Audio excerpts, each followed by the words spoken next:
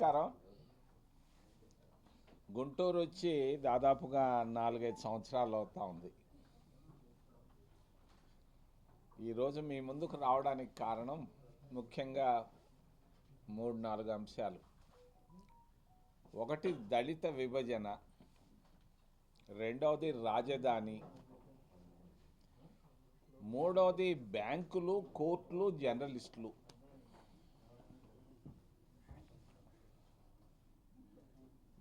దళితులు అంటరానితనాన్ని చూశారు. అంటరానితనం అంటే ఏందో చాలామందికి తెలియదు. ఈరోజు నేను చూశాను. ఒక చిన్న బిడ్డ, 6 నెలల బిడ్డ చావు బతుకుల్లో ఉంటే నా కళ్ళ ముందే ఒక డాక్టర్ దగ్గరికి తీసుకెళ్ళడం జరిగింది. ఒక ఆయుర్వేదిక్ డాక్టర్. ఆ డాక్టర్ గారు ఆ బిడ్డ నాడి పట్టుకొని మందు ఇవ్వాలి. నాడి పట్టుకునేదానికి చావు బతుకుల్లో ఉన్నటువంటి బిడ్డ తండ్రికి చెప్పి తమలపాకు ఒకటి తీసుకోరా అని చెప్పాడు. లేత తమలపాకు.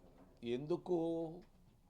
ఆ చావు బతుకుల్లో ఉన్నటువంటి దళిత బిడ్డ నాడి పైన చేయి పెట్టేదానికి ఆ ఆయుర్వేదిక డాక్టర్, ఆయన పేరు పట్టాభిరామయ్య, నా కళ్ళ ముందే ఉన్నాడు. ఆయనకి మనసు ఒప్పలేదు. ఆ తమలపాకు తెచ్చే లోపల బిడ్డ వెళ్ళిపోయింది. క్రూరమైనటువంటి అంటరానితనం. రెండవది, నా కళ్ళ ముందే చూశాను. దళితులు ఊళ్ళల్లో తిరగాలి అని అంటే మూతికి ముంత వెనకాల తాటాక్ కట్టుకొని తిరిగిన రోజులు నేను చూశాను 5 సంవత్సరాల నా వయసులో. ఇటువంటి క్రూరమైనటువంటి అంటరానితనం భారతదేశంలో 5,000 సంవత్సరాలు ఉండింది. మహాత్మా గాంధీ గారు స్వతంత్రం రాకముందు గుంటూరుకు కూడా వచ్చాడు. ఆయన వచ్చినప్పుడు 2 మాటలు, 2 విషయాల గురించి మాట్లాడాడు. ఒకటి దేశానికి స్వతంత్రం, రెండోది అంటరానితనం నిర్మూలన. స్వతంత్రం వచ్చిన తర్వాత నెహ్రూ ప్రధానమంత్రి అయ్యాడు. నెహ్రూకి ఆయన చెప్పాడు, అంటరానితనం తీసేయాలి, ఎస్సీ ఎస్టీల అభివృద్ధికి రావాలి అని చెప్తూ అంబేద్కర్ గారిని భారత రాజ్యాంగ నిర్మాతగా చైర్మన్ చేయమని చెప్పడం జరిగింది. నాకెట్ట తెలుసని మీరు అడగవచ్చు. నాకు అంబేద్కర్ భార్య వల్ల నేను రాజకీయాల్లోకి వచ్చాను. 29 సంవత్సరాలకి నేను ఎంపీని అయ్యాను. ఆ అమ్మ సవితా అంబేద్కర్ గారు. ఒకరోజు రాజ్యాంగాన్ని రాసేటప్పుడు అంబేద్కర్ గారు కోపం వచ్చింది. రాజీనామాని నెహ్రూ గారి దగ్గరకు పంపించాడు. ఆ రోజుల్లో సెల్ ఫోన్లు లేవు. భార్యనే జాబ్ ఇచ్చి పంపిస్తే తీన్మూర్తి భవన్కి జవహర్లాల్ నెహ్రూ గారు లేచి నిలబడి అంబేద్కర్ భార్య దగ్గర నుంచి చేతుల్లో తీసుకొని చదివి ఆ రాజీనామా పత్రాన్ని చించేయడం జరిగింది. చెప్పాడట ఆ అమ్మ నాకు చెప్పింది, నేను మహాత్మా గాంధీ గారు చెప్పినటువంటి ఆజ్ఞ ఇది, అంబేద్కర్ గారి చేత భారత రాజ్యాంగాన్ని రాయించు అని. అందుకొరకే ఆయన్ని చైర్మన్గా పెట్టామమ్మా, వారిని తప్పకుండా దీన్ని పూర్తి చేయాలి అని చెప్పి జాబ్ చించేసి పంపించారు. అంబేద్కర్ గారు మళ్ళా 2 రోజుల తర్వాత అలిగి రాజ్యాంగాన్ని రాసేదానికి వెళ్ళాడు. ఆ విధంగా 2 సార్లు అలిగాడు. జవహర్లాల్ నెహ్రూ గారు ఆయన్ని రాజీనామాలని తిరస్కరించి ఆయన చేత రాజ్యాంగాన్ని రాయించారు. రాజ్యాంగంలో ఎస్సీలకు ఈరోజు రిజర్వేషన్లు 15%, ఎస్టీలకు 7.5% రిజర్వేషన్లు ఇచ్చిన ఘనత కాంగ్రెస్ పార్టీకి, మహాత్మా గాంధీకి, జవహర్లాల్ నెహ్రూకి, అంబేద్కర్ గారులకే దక్కిందని చెప్పుకోక తప్పదు. 75 సంవత్సరాలు అయిపోయింది స్వతంత్రం వచ్చి. ఈ 75 సంవత్సరాల తర్వాత ఒక తెలివి తక్కువ జడ్జిమెంట్ సుప్రీంకోర్టు నుంచి వచ్చింది. అది జడ్జిమెంట్ కాదు, మరి పిచ్చి వాళ్ళు కూడా రాయరు. 7 న్యాయమూర్తులు రాసినటువంటి జడ్జిమెంట్ నేను చదివితే జడ్జిమెంట్ కానే కాదు, అది ఆర్డర్ కానే కాదు. అటువంటి ఆర్డర్ పేరు పెట్టుకొని పక్కనే స్టాలిన్ చేయలేదు, మరి లెఫ్ట్ పార్టీల ముఖ్యమంత్రి విజయన్ చేయలేదు, ఉత్తరప్రదేశ్ రాష్ట్రంలో యోగి ఆదిత్యనాథ్ చేయలేదు, మన ఆంధ్రప్రదేశ్ రాష్ట్రంలో చంద్రబాబు నాయుడు ముఖ్యమంత్రిగా ఏకసభ్య కమిషన్ వేశాడు. ఆయన ఎవరు? ఉత్తరప్రదేశ్కు సంబంధించినటువంటి ఆయన పేరు మిశ్రా. ఆయనకు అంటరానితనం అంటే తెలియదు. వాళ్ళ ఇంటికి కూడా ఎస్సీలను రానివ్వడు.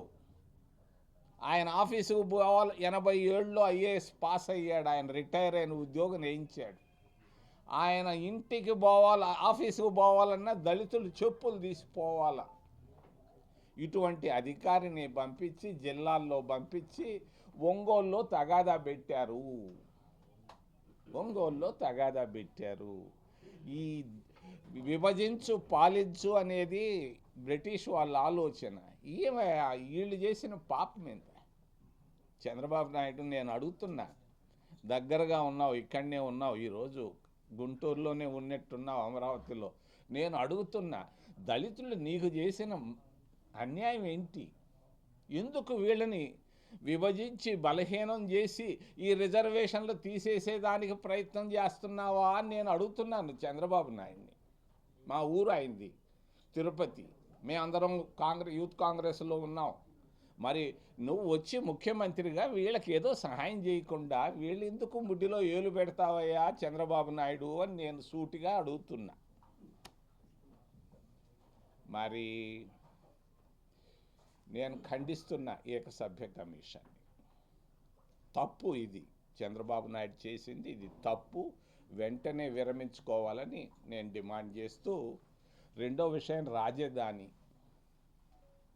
గుంటూరు తీసుకొచ్చారు. అసలు ఈ రాజధాని అనేది తిరుపతిలో ఉండాలని ఆ రోజు తరిమల్ నాగిరెడ్డి కమ్యూనిస్ట్ లీడర్ చెప్పాడు, వినలేదు జవహర్లాల్ నెహ్రూ.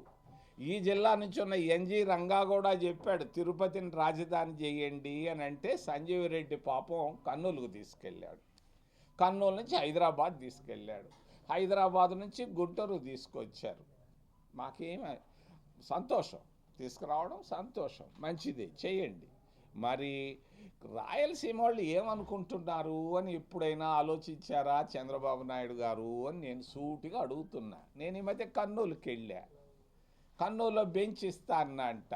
ఆ బెంచ్ నేను తీసి ఇచ్చాను మదురైకి 92లో జయలలిత ముఖ్యమంత్రిగా ఉన్నప్పుడు. నన్ను అడిగితే పివి నరసింహారావు చెప్పి మదురై కోర్టులో. అది దానివల్ల ఏం ప్రయోజనం?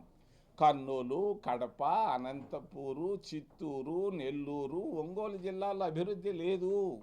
ఈరోజు 10 జిల్లాలు ఉన్నాయి, 26 జిల్లాల్లో. నువ్వు 60,000 కోట్ల రూపాయలు రాజధాని నగరం కట్టేదానికి తీసుకొస్తున్నావు. 11,000 కోట్ల రూపాయలు తీసుకొని వచ్చావు, హట్కో నుంచి తీసుకొస్తున్నావు. 9% ఇంట్రెస్ట్తో 15 సంవత్సరాల్లో తిరిగి ఇచ్చేటట్టుగా. 3 నెలలకు ఒక్కసారి అసల్లో కొంత భాగం వడ్డీ కట్టాలి. ఇంత భారాన్ని ఎందుకయా? నేను చూశాను, నేను సచివాలయాలకు వచ్చి చూశాను, జరుగుతూ ఉన్నాయి. 11,000 కోట్ల రూపాయలు అప్పు తీసుకొస్తున్నావు, కట్టు, నేను కాదంటోలే. మళ్ళా 20,000 కోట్ల రూపాయలు వరల్డ్ బ్యాంకు నుంచి తీసుకొచ్చేదానికి రెడీ చేస్తున్నాడు. జర్మనీ బ్యాంకు నుంచి ఒక 4,500 కోట్లు, 4,500 కోట్లు తెచ్చేదాన్ని రెడీ చేస్తున్నాడు. మరి నువ్వు ఇంత డబ్బు తీసుకొస్తున్నావు, పక్క ప్రాంతాల్లో కనీసం రోడ్లు లేవు, బళ్ళు సరిగ్గా లేవు, మరి ఆసుపత్రుల్లో సూది లేదు, దూది లేదు. ఈ పరిస్థితుల్లో 60,000 కోట్ల రూపాయలు ఒక్క గుంటూరు జిల్లా పైన ఖర్చు పెట్టడం ధర్మమా అని నేను అడుగుతున్నా. రాయలసీమ వాళ్ళు